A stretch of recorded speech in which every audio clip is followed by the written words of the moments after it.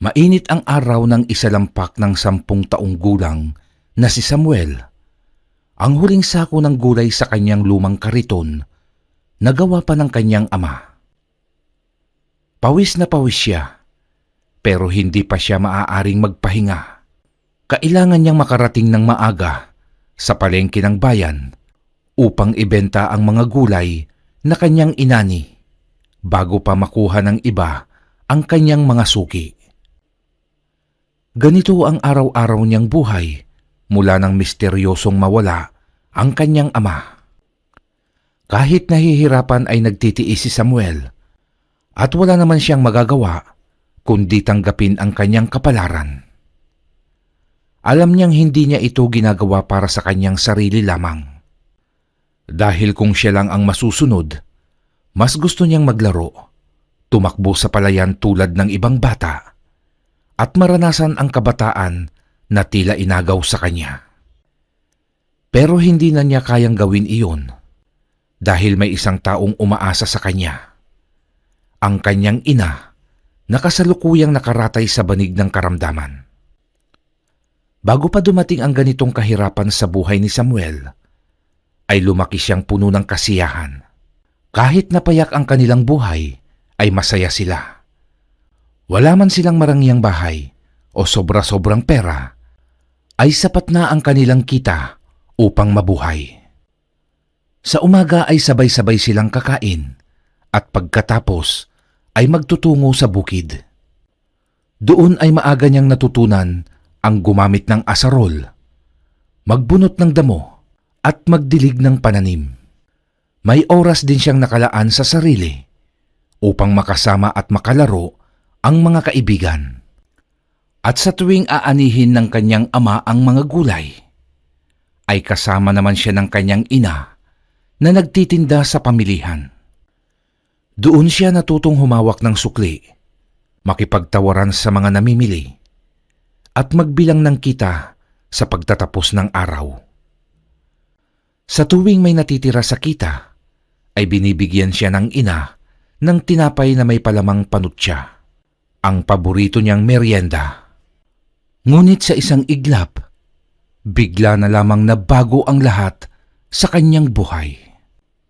Habang nagtutulak ng kariton si Samuel, ay hindi niya maiwasang hindi tumulo ang mga luha sa kanyang mga mata.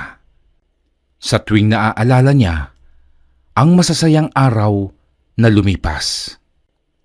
Pero kahit ni minsan ay hindi niya sinisi ang Panginoon. Para sa kanya, ang lahat ay pagsubok lamang sa buhay na kailangang lampasan. Sabi nga ni Inay, hindi iaatang ng Panginoon ang krus sa aking balikat kung hindi ko kaya. Hindi bale, Samuel, balang araw, makakaahon ka rin. Bulong niya sa sarili. Makalipas ang mahabang oras sa pagtutulak ng kariton, ay narating niya rin ang pamilihan. Agad na niyang binuhat isa-isa ang mga sako ng gulay at inihatid sa mga pwesto ng mga naghihintay niyang suki. Mukhang tinanghali ka ngayon, ihaw. Pagtatanong ni Aling Bebang, habang iniaabot kay Samuel ang bayad sa isang sako ng talong. Pasensya na po kayo, Aling Bebang. Inasikaso ko pa po kasi si nanay bago ako nagsimulang mamitas ng gulay. Kaya medyo natanghalian po ako. Nako, baka naman inuna mo pa ang pagkikipaglaro at idinadahilan mo lang ang sakit ng nanay mo. Kung lagi kang ganyan, Samuel, lilipat na lang kami nang makukunan ng gulay. Sabat naman ni Mang Tonyo ang suki ni Samuel sa ampalaya at okra. Naku, hindi po, Mang Tonyo. Nagsasabi po ako ng totoo. Hindi po bale. At hindi na po ako mahuhuli sa susunod. Ito namang si Tonyo. Hindi man lang maunawaan ang kalagayan ng bata. Nako, Aling Bebang, negosyante ho ako at bawat minuto mahalaga sa akin. Di bali ho, Mang Tonyo. Sa susunod ho, maaga na ako. Basta't huwag ho kayong lilipat. Dapat lang, Samuel. Para naman hindi masira ang negosyo ko. Ito ang bayad ko para sa 2 sako. Masayang binilang ni Samuel ang perang pinagbentahan niya sa mga produkto. Agad na siyang bumili ng gamot para sa kanyang ina at bumili rin siya ng kalahating buto-buto ng baboy para mapahigop niya ng masarap na nilaga ang kanyang nanay. Ngunit lingid sa kaalaman ni Samuel, sa di kalayuan ay may ilang pares ng mga mata ang sumusubaybay sa kanya. Habang binabaybay niyang muli ang mabatong daan pa uwi sa baryo Malitlit, ay biglang lumabas ang 3 kalalakihan mula sa masukal na talahiban sa gilid ng daan at humarang sa pinakagitna ng daan. Samuel, mukhang maganda ang kinita mo ngayon. Wika ng lalaki habang hinihipo ang kariton ng bata. Hindi naman po. Sapat lang po para sa gamot ni inay. Anong sapat lang sa gamot? Ayaw mo lang yatang mamalato ng kaunting barya. Ha, Samuel? Mga kuya, pasensya na po kayo. Pero sapat lang talaga ang kinita ko para sa gamot ng nanay ko. Padaanin niyo na ho ako at walang kasama ang inay sa bahay.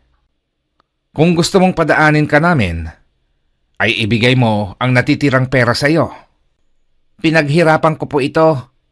Bakit hindi kayo magbanat ng buto para magkapera kayo? Hindi yung pinipilit niyong kunin ang pera ng ibang tao. Ang lalaki pa naman po ng katawan nyo. Nagkatinginan ang 3 sa tinuran ng 10 taong gulang na bata. Ang bata mo pa. Matalas na ang dila mo, Samuel. Tutal hindi ka makuha sa maayos na pakiusap. Dadaanin natin sa puwersahan. Sige na, kunin nyo na ang pera niyan. Alam nyo na ang dapat nyong gawin.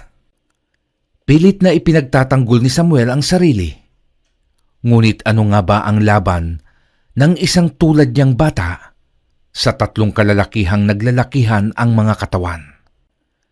Binuhat ng isang lalaki si Samuel, habang ang isa naman ay dinukot ang pera sa bulsa ng kanyang short.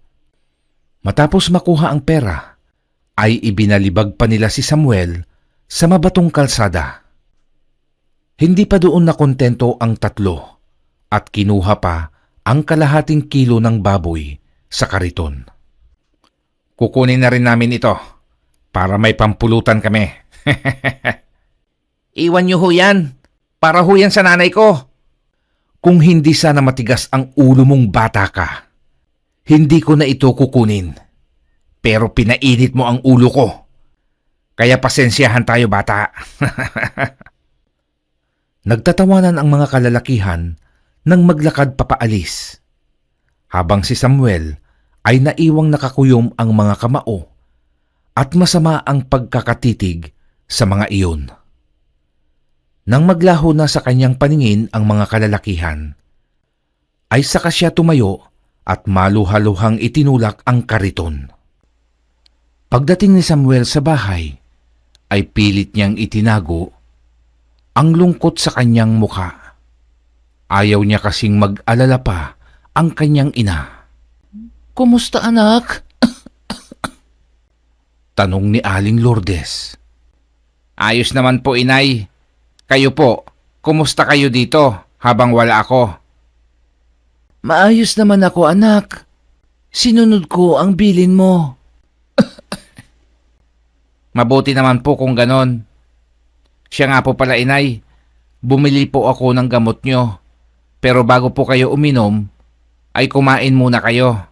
Sandali lang po at magluluto ako para makakain na tayo. Habang kumakain, ay napagmasdan ni Aling Lourdes ang muka ni Samuel. Samuel, anak, may isinesekreto ka ba sa akin? Wala naman po.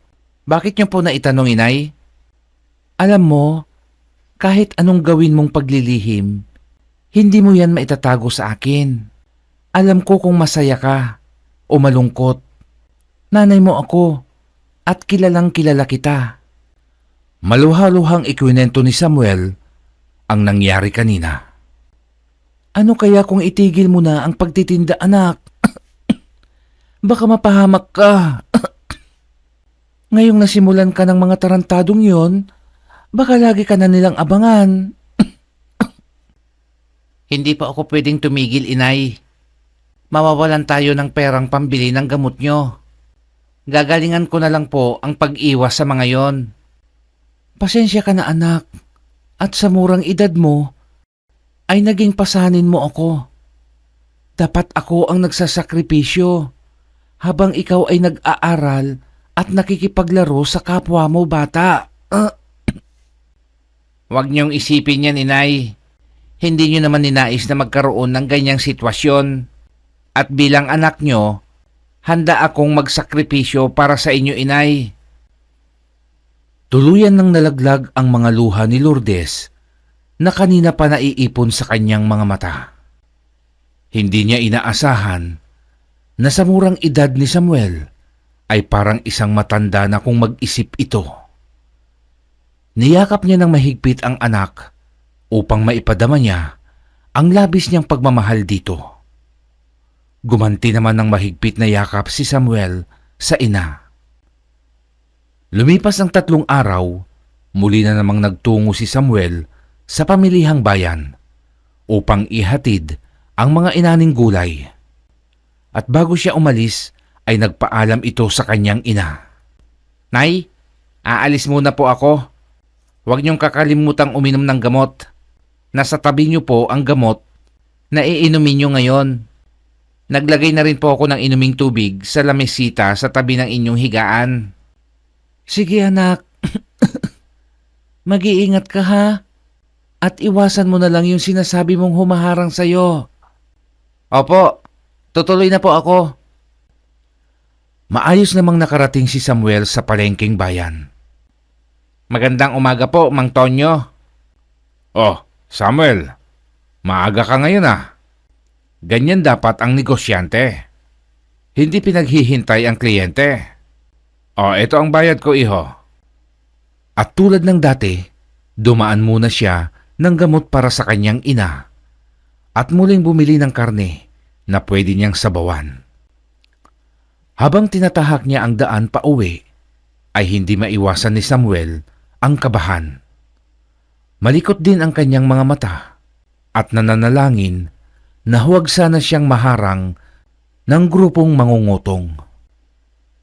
Nang bigla siyang mapahinto sa paglalakad dahil sa malakas na paggalaw ng mga talahib. Halos pigil ang kanyang paghinga at hinihintay kung sino ang lalabas sa talahiban. Huwag naman po sanang sila yan. Bulong niya sa sarili. Halos mapatalon siya nang biglang lumabas ang isang pusang gubat na mabilis tumakbo patawid sa kalsada. Nakahinga ng maluwag si Samuel. Ay salamat naman po. At hindi ang 3 buraot ang nagpakita ngayon. Wika ni Samuel sa mahinang boses. Muli na siyang nagpatuloy sa paglalakad at hindi nagtagal ay narating niya ng maayos ang kanilang bahay. Masaya siyang pumasok upang kumustahin ang kanyang ina. Ngunit halos pagsakluban siya ng langit at lupa nang makita niyang wala ng buhay si Aling Lourdes. Inay! Inay ko! Bakit niyo ako iniwan, inay? Gumising po kayo! Inay! Ang pagkawala ng ina ay labis na nagpalungkot kay Samuel. Pero hindi ito naging dahilan upang tumigil ang kanyang mundo. Ipinagpatuloy niya ang munting kabuhayan na iniwan sa kanya ng mga magulang. Mas sinipagan niya ang pagtatanim at pagbabagsak ng mga naaning gulay sa palengke ng bayan. Ngunit ang 3 kalalakihang madalas pangungutong ang pinagkakakitaan ay hindi na tinantanan si Samuel. Sumosobra na kayo. Porke bata ako at alam niyong wala akong laban, lagi niyo na lang akong kinukutongan. Ang dami mo namang satsat, Samuel. Alam mo na ngang hindi mo kaya ang lumaban, ay umaangal ka pa. Ilabas mo na ang para sa amin. Mabuti nga. Tinitirahan ka pa namin ng pangkain mo. Galit na wika ni Joaquin. Hindi ako magbibigay sa inyo. Magtrabaho rin kayo kung gusto nyong may pang-inom kayo ng alak. Sigaw ni Samuel at bigla niyang binato si Joaquin. Tinamaan sa muka si Joaquin at pumutok ang kilay nito. Umagos ang sariwang dugo sa muka ni Joaquin, dahilan upang lalong mag-alab ang galit nito. Lintik kang bata ka. Palaban ka na ha? Kailangan ka ng maturuan ng leksyon. Akma na sanang lalapitan ng tatlo si Samuel, ngunit mabilis na itong tumakbo ng matulin. Anong tinatanga-tanga nyo? Habulin natin! Hindi ko maaaring palampasin ang ginawa niya sa akin. Hinabol nila si Samuel na noon ay mabilis nang tumakbo patungo sa gubat. Inabutan nila Joaquin si Samuel sa lumang tulay na nag-uugnay sa baryo at gubat. Agad dinakma ng isang kasamahan ni Joaquin ang nooy binatilyo ng si Samuel. Akala mo, makakatakas ka? Nakita mo ang ginawa mong ito sa akin? Ha? Kulang pa nga yan eh. Ganon. Talagang matigas ka na ha? Lumapit si Joaquin upang kastiguhin si Samuel. Pero bago pa siya makalapit, ay kinagat ni Samuel ang braso ng lalaking pumipigil sa kanya. Dahil sa pagkagulat at sakit na naramdaman ng lalaki, ay naitulak niya ang binatilyo, dahilan upang mahulog si Samuel sa tulay na iyon. Bumagsak si Samuel sa umaagos na tubig ng sapa. Sa paglubog niya, ay tumama ang kanyang ulo sa bato. Nawalan siya ng malay at tinangay ng agos. Habang nakadungaw sina Joaquin, ay nakita nila si Samuel na walang malay at may dugo sa noo habang tinatangay ng agos. Naku Joaquin, patay na yata. Bakit mo kasi tinulak? Kung di ka ba naman gunggong? Hayaan nyo na. Tutal wala namang nakakita. Hindi na nila malalaman kung sino ang pumatay sa kanya. Tara na, habang walang tao. Patuloy na inanod ang walang malay na katawan ng binatilyo hanggang sa masadsad ito at sumabit sa isang tuyong sanga ng kahoy sa gilid ng sapa. Dumidilim na ang paligid, ngunit hindi pa rin nagkakamalay si Samuel. Tamang-tama naman ang pagdaan ng isang matandang may bitbit ng sako at may pasang kahoy sa balikat. Nang mapansin nito ang nakahandusay na katawan ng binatilyo, ay agad itong lumapit. Iho, gising! Wika nito habang tinatapik ang pisngi ni Samuel. Diyos na mahabagin! Patay na ata ang batang ito! Wikang muli ng matanda. Agad nitong pinulsuhan si Samuel at napangiti ito nang maramdaman ang pagpitik ng pulso ng binatilyo. Hindi na nag-aksaya ng oras ang matanda at binuhat nito si Samuel nang walang kahirap-hirap. Kinabukasan ay nagkamalay si Samuel at sa pagmulat ng kanyang mga mata ay nakita niya ang matanda na noon ay kasalukuyang nagluluto. Nakaramdam siya ng bahagyang pagkirot ng ulo. Napahawak siya sa kanyang noo at doon niya nakapa ang nakataling tela na humahawak sa dahong nakatapal sa kanyang noo. Gising ka na pala, iho. Kumusta ang pakiramdam mo? Pagtatanong ni Mang Oka, ang matandang nakapulot sa kanya. Sino ho kayo?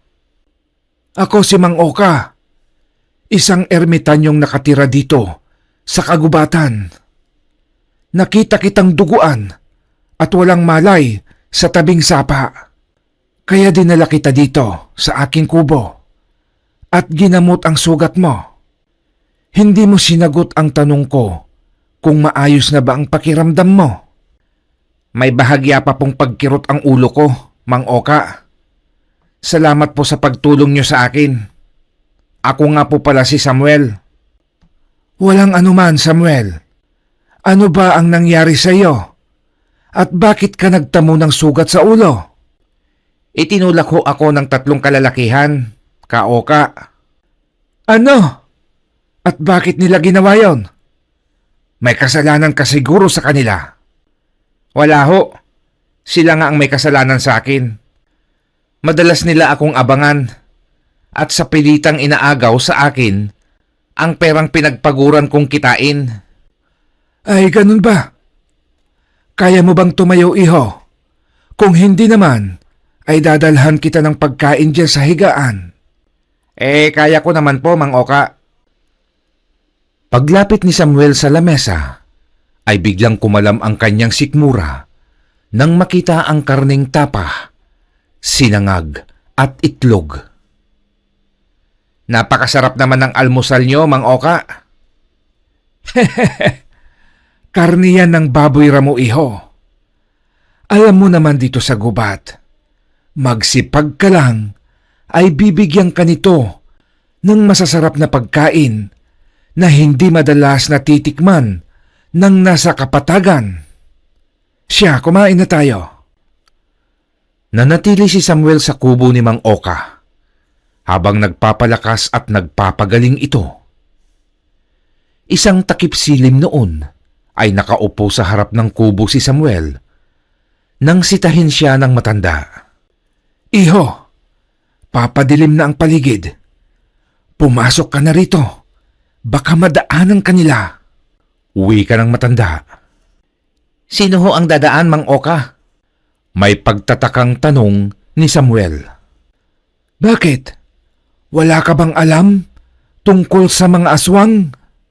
Aswang? Oo. Teka nga pala. Taga saang baryo ka ba, iho? At sa ekspresyon ng mukha mo, ay tila hindi ka pa nakaranas gambalahin ng mga nilalang na ito. Wala hong aswang sa lugar namin, Mang Oka. Bakit po? Marami bang aswang dito sa lugar nyo? Hindi ko masasagot ang katanungan mong iyan, Samuel. Isa pa, hindi naman ganun kadalas silang magawi dito. Mabuti po at nakakatagal kayo dito sa gubat nang kayo lang mag-isa. Iwas sila sa akin, iho. Ang sinasabi ko namang dumadaan dito ay madalang lang naman mangyari yon. Kaya kita pinapapasok para lang makapag-ingat tayo. Siya, magpahinga na tayo, iho. Kailangan ko pang mga subukas. Mang Oka, pwede po bang dumito muna ako sa inyo? Ayaw ko munang bumalik sa baryo namin. Kasi po, baka saktan ako nila Joaquin. Walang problema, Samuel. Manatili ka hanggat gusto mo. Nanatili si Samuel sa lugar ng matandang ermitanyo.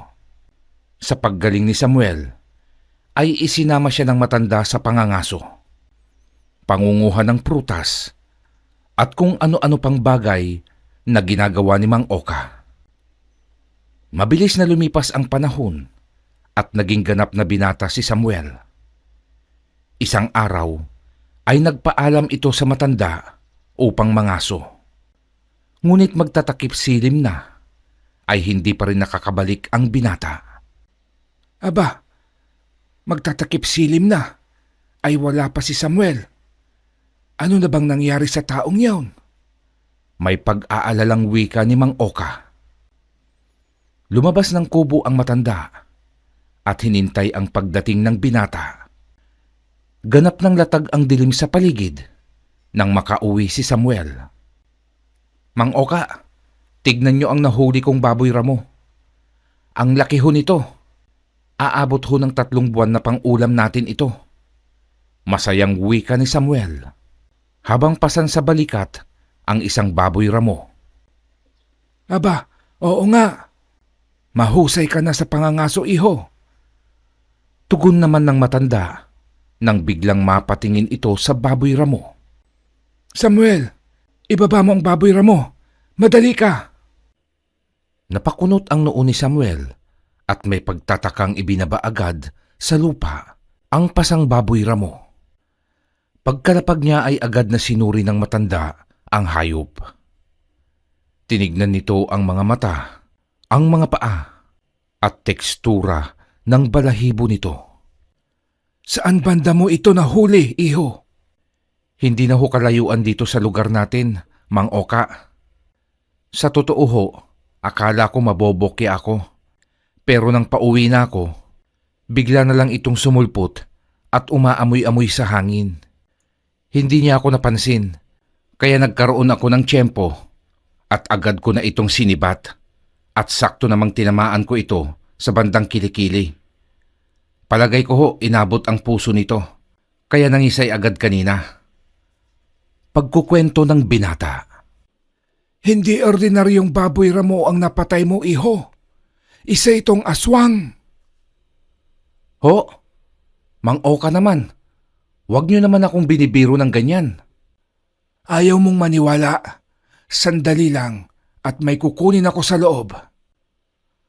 Paglabas ni Mang Oka ay may bitbit na itong botelya na naglalaman ng kulay berdeng likido.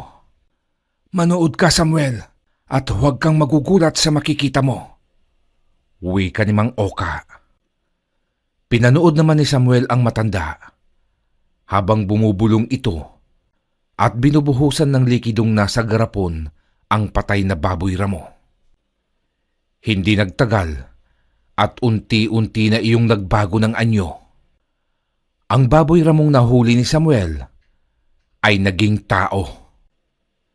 Nanlaki ang mga mata ni Samuel at hindi ito makapagsalitang napatago sa likod ni Mang Oka. Nakita mo, isang aswang ang nadali mo, iho. May iba pa bang baboy ramong kasama ito? Pagtatanong ni Mang Oka. Ngunit hindi na sumasagot si Samuel. Nakatitig lamang ito sa aswang na nakahandusay sa harap nila ni Mang Oka. Hoy Samuel, tinatanong kita. Ho? Ano pong tanong nyo? Kung may iba pa bang kasama ito kanina? Wala naman na ho. Mag-isa lang ho niya. Mabuti naman kung ganon. Madali ka. Kunin mo ang pala sa loob at kailangan na natin itong maibaon agad bago pa nila maamoy. Ho? Puro ka ho. Ang sabi ko, kunin mo yung pala, madali ka. Inilibing nila ang katawan ng aswang malayo sa kanilang kubo. Matapos iyon ay nagmamadali na silang pumasok sa loob at siniguradong nakasarang mabuti ang mga bintana at pintuan. Wala pa ring imik si Samuel. Hindi siya makapaniwalang aswang ang kanyang napatay. Matulog ka na, iho. Huwag mo nang isipin ang nangyari. Pero Mang Oka, baka balikan ako ng mga kasamahan ng napatay kong aswang. Huwag kang mag-alala. Hindi ka nila magagalaw habang nandito ka sa akin. Sige na, magpahinga ka na. Kinabukasan habang nagdidilig si Mang Oka ng kanyang pananim na halamang gamot, ay dumating ang ilang kalalakihan. Magandang umaga ka, Oka. Pagbati ni Sohor, ang itim na gabunan na ama ng aswang na napatay ni Samuel. Magandang umaga naman, Sohor. Napasyal yata kayo. Tugon naman ni Mang Oka. Hinahanap ko ang aking anak. Hindi mo ba napansin kung napagawi siya dito? Hindi naman. Matagal nang walang naliligaw na kauri mo dito sa lugar ko. Ngayon lang ulit at kayo yon. May kasama ka na pala, Oka. Naaamoy ko ang kanyang dugo. Wala ba siyang alam? Si Samuel. Bago lang siya sa akin. At walang alam ang bata. Siguruhin mo, Oka. Dahil sa oras na malaman ko. Huwag mo kong babantaan, Sohor. Kilala mo ko. Hindi mo na naising muli tayong magkasagupa. Alam ko. At matikas pa rin ang bibig mo, Oka. Pero ang katawan mo, matikas pa kaya? Gusto mo bang subukan, Sohor? Ipunin mo na lang ang lakas mo, Oka. At ilaan mo yan sa ating muling paghaharap. Dahil sa oras na malaman ko na may kinalaman kayo sa pagkawala ng aking anak, ay papaslangin namin kayo. Nang makaalis ang grupo ni Sohor, ay nagmamadaling pumasok ng kubo si Mang Oka at ginising si Samuel na noon ay tulog pa. Samuel, gising! Samuel, gumising ka, iho. Bahagyang nagmulat si Samuel at nang makita nito ang matanda, ay nag-inat muna ito bago bumangon ng higaan.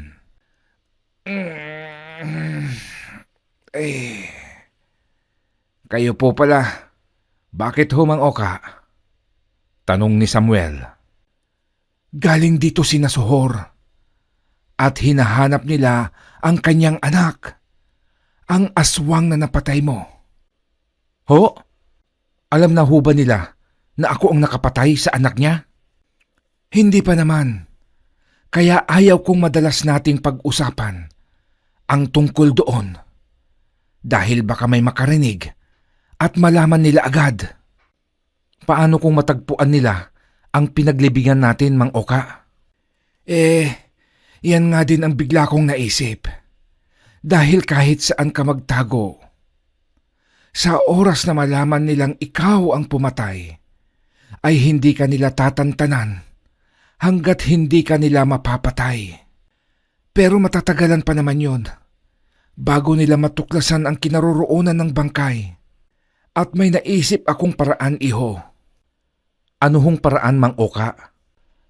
Kailangan kitang sanayin sa pakikipaglaban sa mga aswang. Ipapasa ko sa iyo ang lahat ng aking kaalaman. Yan ay kung nais mo. Talaga ho? Sige ho, Mang Oka. Payag ho ako. Sige, ihanda mo ang iyong sarili at bukas ay uumpisahan natin ang iyong pagsasanay. Ipapauna ko na, hindi magiging madali ang gagawin nating pagsasanay, iho. Pero sa laki ng iyong pangangatawan, ay nakakasiguro akong makakaya mo ito. At sa pagsapit ng kinabukasan, ay nagsimulang sanayin ni Mang Oka si Samuel. Hindi sapat ang matapang ka lang. Kapag humarap ka sa aswang, kailangan mong maging mas mabilis sa kanila. Mas matibay at mas matalas ang pangdama. Wika ni Mang Oka habang binabantayan si Samuel na nagpapasan ng mabigat na kahoy sa kanyang likod. Bawat umaga, ginigising si Samuel bago sumikat ang araw upang tumakbo ng nakayapak sa matutulis na bato sa tabing ilog. Pinapagapang siya sa putikan at pinagsusuot ng pabigat sa kanyang mga braso't binti upang palakasin ang kanyang resistensya. Sa loob ng isang buwan, tinuruan siya ng iba't ibang uri ng kumbate, ang tamang paggamit ng itak, sibat at pana, at kahit ang sariling kamao. Natutunan niyang gumalaw sa katahimikan, gumapang sa damuhan na parang hayop, at umatake nang hindi nararamdaman ng kalaban. Mas tuso ang aswang kaysa sa hayop. Hindi mo sila matatalo kung hindi mo sila maiisahan. Kung sila'y may pangil, dapat ikaw ay may talas ng isip. Paliwanag ni Mang Oka. Tinuruan siyang magbasa ng mga bakas, ang hugis ng mga yapak sa lupa, ang bigat ng bawat yabag, kung papaano makikilala ang presensya ng isang halimaw bago ito lumitaw. Pinag-aralan din niya ang mga orasyong pangproteksyon, ang mga uri ng lana at halamang gamot. Ngunit ang pinakamahalaga ay ang pag-aalis ng takot. Dahil kapag natakot ka, tapos na ang laban mo. Ang takot ang siyang magpapalakas sa kanila. Pero kung wala kang takot, ikaw ang magpapalakas sa sarili mo. Uwi ka ni Mang Oka. Matapos ang 5 buwang pagsasanay, ay bihasa na si Samuel. Sa palagay ko, iho, ay handa ka na. Ang lahat ng natutunan mo ay huwag mong ipagkakait sa iba. Kung may nangangailangan ng tulong, huwag kang magdadalawang isip na tulungan silang mahihina. Maliwanag ba, Samuel? Maliwanag pa sa sikat ng araw, Mang Oka.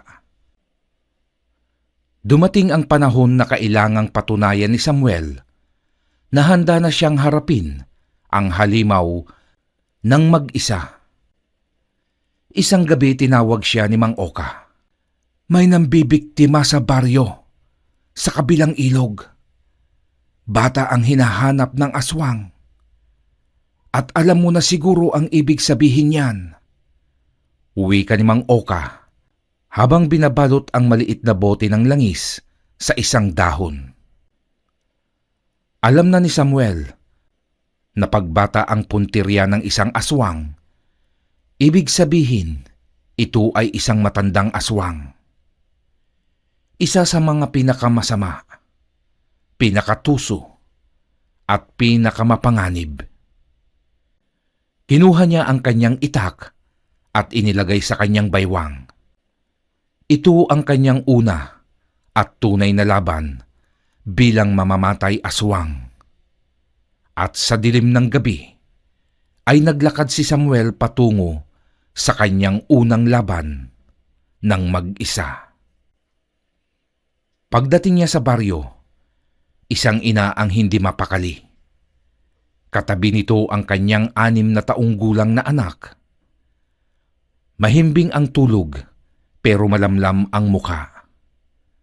May lagnat ang bata pero hindi iyon ang tunay na ikinababahala ng ina. Ang dahilan ng kanyang takot ay ang pagkawala ng kanyang asawa. Ilang gabi na ang nakalilipas. Lumabas ito upang mangaso sa kagubatan. Ngunit hindi na ito bumalik. Kinabukasan, natagpuan ang kanyang mga damit sa masukal na bahagi ng gubat. Pero wala ang katawan.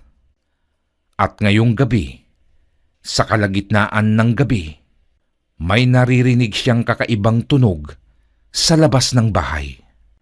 Isang mababang ungol, isang tunog na tila nagmumula sa lalamunan ng isang hayop na nauuhaw. Mahigpit niyang niyakap ang anak at dahan-dahang lumingon sa bintana at doon, sa kabila ng aninong binuo ng sinag ng buwan, ay may nakita siyang nakadapang nilalang. Mahaba ang mga kamay, nangingintab sa pawis ang katawan, at mapula ang mga mata. Malakas na sigaw ang pinakawalan ng ginang. Sa labas ng bahay ay nakatayo si Samuel at kitang-kita niya ang aswang na nakatungtong sa bintana. Gamit ang kilos na animo hangin sa bilis, bawat hakbang na animo isang pusa sa gaan ay agad na lapitan ni Samuel ang nilalang. At bago pa iyon makatalon patungo sa mag-ina, ay hinawakan ni Samuel ang buhok ng aswang at pasabunot niyang hinablot pababa ang nilalang.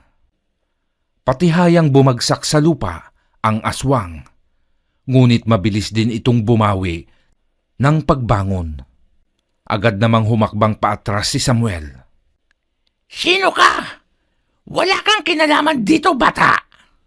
Wika nito sa matinis na tinig. Hindi sumagot si Samuel at mahigpit na hinawakan ang kanyang itak. Ngumisi naman ang aswang at ipinakita ang kanyang matatalim na ngipin. Nakakatuwa! Ikaw ba ang ipinadala nilang handa para sa akin? Wika ng nilalang. Ngunit bago pa ito matapos sa kanyang pananakot, ay biglang gumalaw si Samuel. Sa isang iglap ay sumugod ang binata. Isang mabilis at matalim na galaw na halos hindi nakita ng halimaw. Napaurong ito, ngunit huli na. Isang hiwa sa dibdib ang iginawad ni Samuel. Sigaw nito. Hawak ang sugat na nagsisimulang umusok. Napaatras ang aswang. Sino ka, bata? Bumuntong hininga si Samuel at muling humigpit ang pagkakahawak sa hawakan ng kanyang itak. Hindi mo na kailangang malaman ang pangalan ko. Wika ni Samuel at sa isang iglap, muli siyang sumugod. Ang itak ay kumislap sa hangin. Ang matandang aswang ay lumaban. Nagpagulong-gulong sa lupa. Pinipilit gamitin ang kanyang bilis upang iwasan ang atake ni Samuel. Pero ang binata ay mas mabilis at mas matalas. Sa panghuling bugso ng laban ay nagkamali ang aswang. Nagpatihulog ito sa lupa upang makaiwas. Pero hindi nito napansin ang patibong. Isang maliit na bote ng langis ng nyog na may durog na bawang.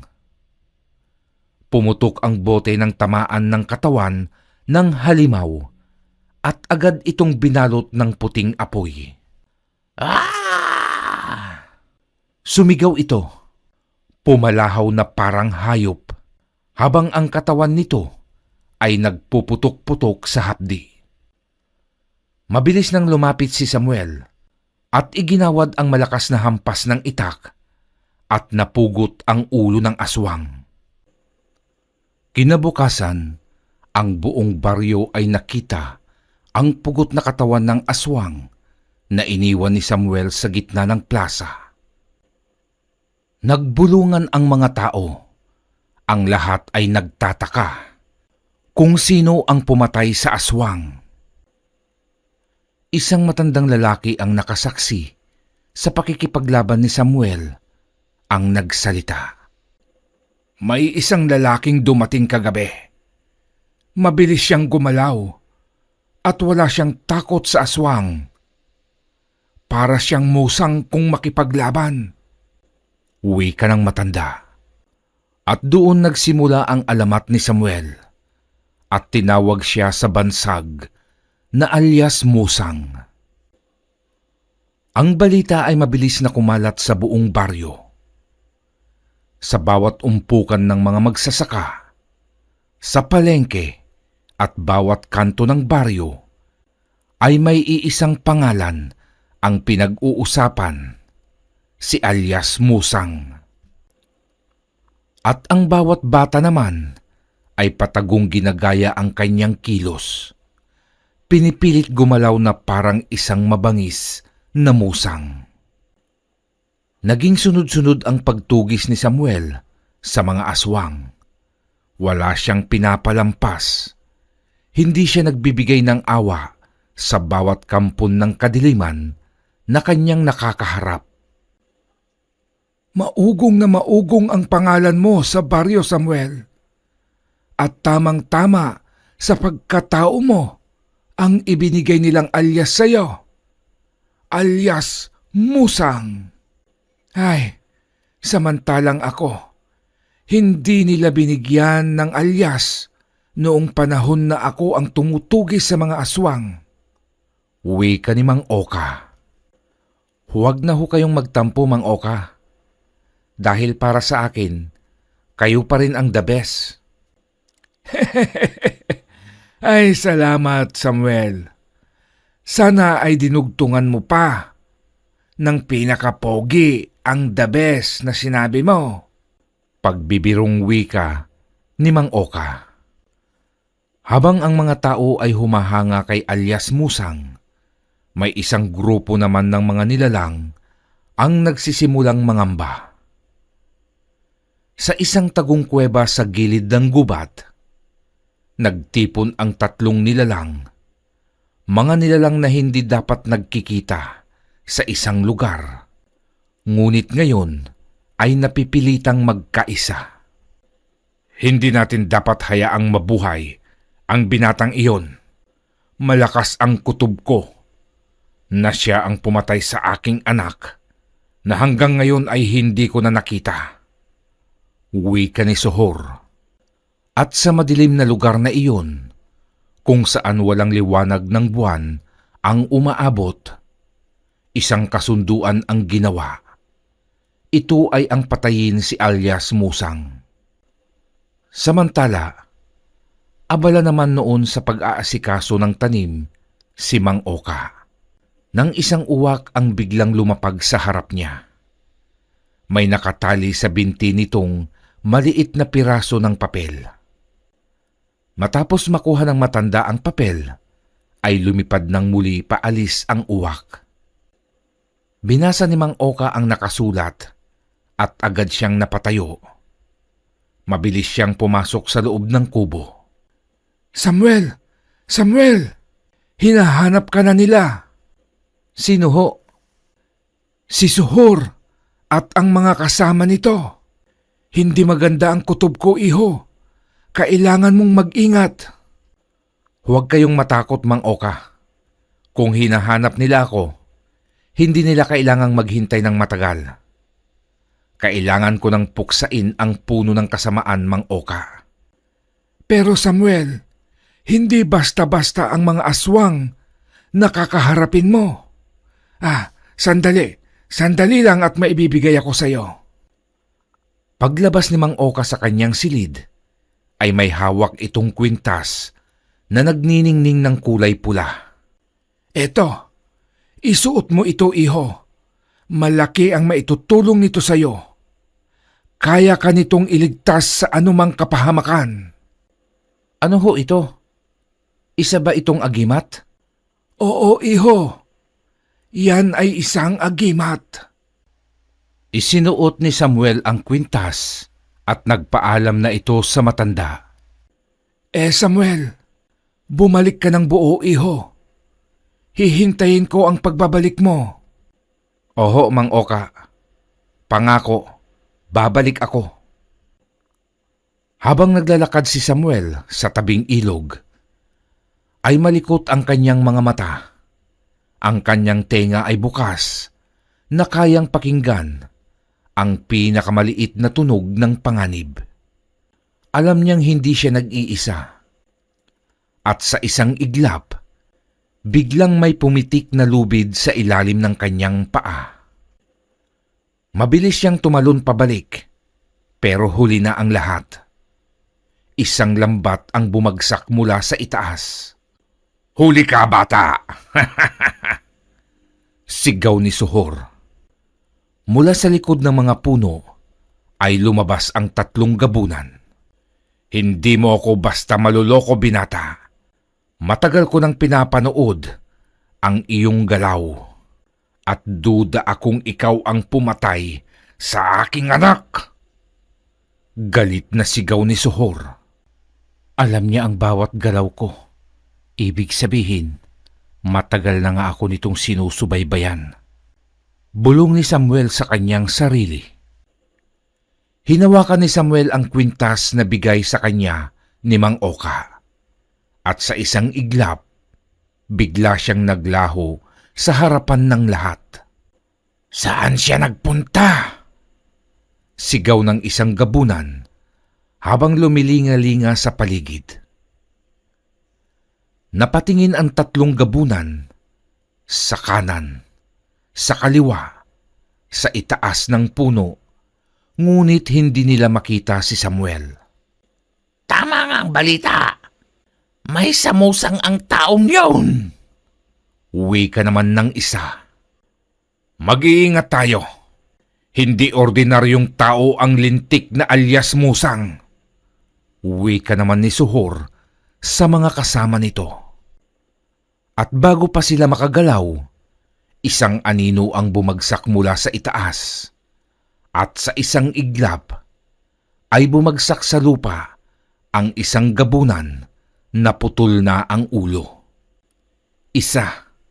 Bulong ni Samuel at muli siyang naglaho. Hanapin siya! Sigaw ni Sohor. Ngunit bago pa makagalaw ang kanyang alagad, ay bumagsak ang pangalawang gabunan dahil sa pagtarak ng matalim na itak ni Samuel sa leeg nito. Nagtayuan ang balahibo ni Sohor at humakbang ito paatras habang nanginginig ang mga kamay. Mula sa dilim ay dahan-dahang lumitaw si Samuel. Ang kanyang mga mata ay mabalasik at ang kanyang itak ay basa ng itim na dugo. Anong klase kang nilalang? Hindi ka tao! Sigaw ni Sohor na sa sandaling iyon ay puno ng takot ang mukha. Ako ang bangungot na hindi mo kayang takasan, Sohor. Tugon ni Samuel at bigla na naman siyang naglaho. Nataranta si Sohor maging ang mga alagad nito. Talasan niyo ang inyong pakiramdam! Nasa paligid lamang ang lalaking yon! Sigaw ni Sohor. Ngunit kahit anong pag-iingat at talas ng pakiramdam ang gawin ng mga halimaw, ay isa-isa pa ring nagtutumbahan ang mga ito. May mga lieg na napuputol, may mga katawan na hinihila sa kadiliman, at may mga matang nawawala sa kanilang mukha. Lumabas ka! Magpakita ka at harapin ako! Duwag! Sigaw ni Sohor sa nanginginig nitong boses. Maya-maya lang ay may narinig siyang pagbulong sa kanyang tenga. Ikaw ang duwag, Sohor. At sa isang iglap, bumagsak mula sa itaas ng puno si Samuel. At bago pa makagalaw si Sohor, ay mabilis nang sumugod ang binata. At bago pa mamalayan ni Sohor, ay nakadikit na sa kanya ang binata. Isang malalim na hiwa ang lumitaw sa tagiliran ng gabunan. Dumugo ito ng matindi, kaya napaatras si Sohor. Mabagal ka, Sohor! Uwi ka ni Samuel, habang nakangisi ito sa katunggaling gabunan. Nag-init ang galit ni Sohor. Mamatay ka! Sigaw niya, at lumundag siya pasugod sa binata. Ang kanyang matatalim na kuko ay kuminang sa liwanag ng buwan. Ngunit hindi natinag si Samuel. At bago pa dumapo ang atake ng halimaw, ay yumuko si Samuel. Umiwas at isang mabilis na paghiwa ang isinagot niya. Nalaglag ang isang kamay ni Sohor sa lupa. Ah! Sigaw ng halimaw habang dumudugo ang kanyang naputol na bisig. Mabilis siyang umatras at nanginginig sa sakit. Hindi ito maaari! Sigaw ni Sohor. Pero hindi pa tapos si Samuel. Mabilis siyang tumakbo pasugod kay Sohor at sa isang iglap, iginawad niya sa gabunan ang isang malakas na hampas ng itak at nahati sa dalawa ang katawan ni Sohor. Sa pangyayaring iyon, ay napatigil ang mga natitirang alagad ni Sohor. Ang kanilang hinahangaang pinuno ay patay na sa loob lamang ng ilang minuto. Napangiti si Samuel at itinapat ang dugoang itak sa mga natitirang halimaw. Sino ang susunod? Uwi ka ni Samuel. Ngunit walang nagsalita. Walang nais maunang sumugod. At sa huli, mabilis nang nagtakbuhan paatras ang mga aswang. Maglaho kayong parang bula dahil sa oras na may biktimahin pa kayong muling tao. Alam nyo na ang sasapitin nyo sa kamay ni alias Pusa. Sigaw ni Samuel sa mga tumatakas na kampon ng kadiliman. Masaya si Mang Oka nang makita ang pagbabalik ni Samuel. Salamat sa Diyos at ligtas ka, Samuel. Salamat din sa itinuro niyong karunungan at agimat na ibinigay niyo, Mang Oka. Ano na ang balak mo ngayon, iho? ipagpapatuloy ko ho ang nasimulan kong pagtugis sa mga aswang. Pero kailangan ko lang hong bumalik muna sa aming baryo. May kailangan lang akong turuan ng leksyon. Habang naglalakad si Samuel, ay napansin niya ang pagbabago sa kanilang baryo. Hindi ito nagbago patungo sa pag-unlad, kundi tila balot ng takot ang paligid. Pagdaan niya sa isang tindahan, ay naroong nag-iinuman ang grupo ni Joaquin. Aba, Joaquin, di ba't si Samuel yun? Wika ng kaibigan ni Joaquin. Aba, oo nga no. Buhay pa pala ito. At akala siguro ng mokong na ito ay nakalimutan ko na ang ginawa niya sa akin. Tara, salubungin natin. Hinarang nila si Samuel. Buhay ka pa pala, Samuel. At ano ang masamang hangin ang pumasok sa kokote mo at naisipan mo pang bumalik dito sa baryo? Ano pa bang masamang hangin ang magdadala sa akin dito, kundi ang hangin galing sa mabaho niyong bibig? Aba, lokong to ah. Hoy Samuel, akala mo yata ay limot ko na ang ginawa mo sa akin. Habang taglay ko ang peklat na ito sa aking kilay, ay hindi kita malilimutan. Alam mo ba kung bakit ako bumalik dito sa baryo, Joaquin? Para ano nga ba? Para dagdagan ang peklat mo ng ganito. Wika ni Samuel, sabay suntok sa mukha ni Joaquin. Nag-umpisa ang bakbakan, ngunit hindi umubra ang grupo sa bilis at lakas ni Samuel. Bugbog sarado ang grupo ni Joaquin. Tama na, Samuel! Tama na! Hindi na kami lalaban! At hindi ka na namin guguluhin! Pagmamakaawa ni Joaquin. Umalis kayo sa baryong ito. Ayaw ko nang makita ang mga pagmumukha nyo dito. Maliwanag ba? Oo, Samuel. Aalis kami. Ano pang hinihintay nyo? Layas! Nagtakbuhan paalis ang grupo. At mula noon ay hindi na muling nakita pa sa baryo. Napalayas ni Samuel ang grupong mangungutong, ngunit may bago siyang dapat bantayan sa baryong Sinilangan. Ang pagsulpot ng mga aswang. Wakas. Marami pong salamat sa inyong pakikinig, mga mahal na kakilabot. Huwag po sanang kalimutang mag-like at mag-comment. Malaking tulong po ito sa ating channel. At sa mga bago pong bumisita, ay huwag po sanang kalimutang pindutin ang subscribe button at notification bell para lagi po kayong updated sa mga paparating pang kwento. Kita-kits po tayo sa susunod nating istorya. Ingat po at God bless po sa lahat.